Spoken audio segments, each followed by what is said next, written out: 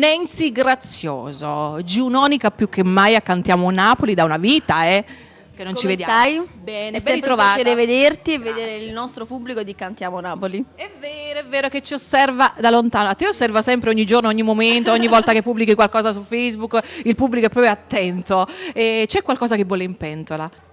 Bolle in pentola è finito il mio lavoro discografico intitolato Inizio da qui, che è tutto napoletano, che tu ben sai io cantavo italiano. Sì.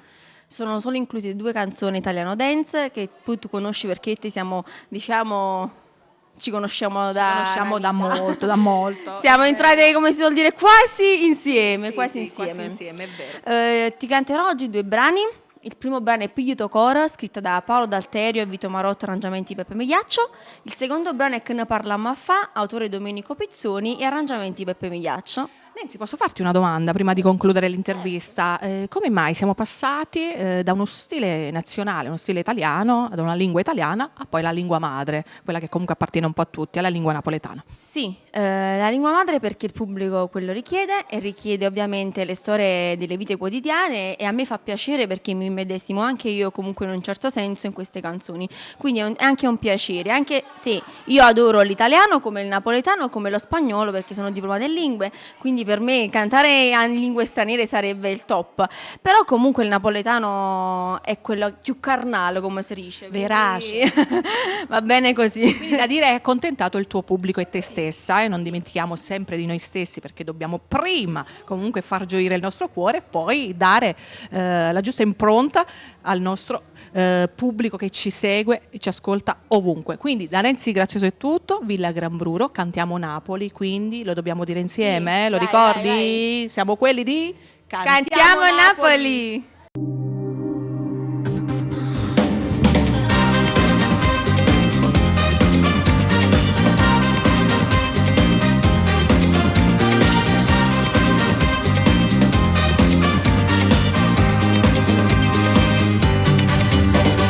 Ma chi so credevo solo con uno sguardo tu mi hai fatto innamorare.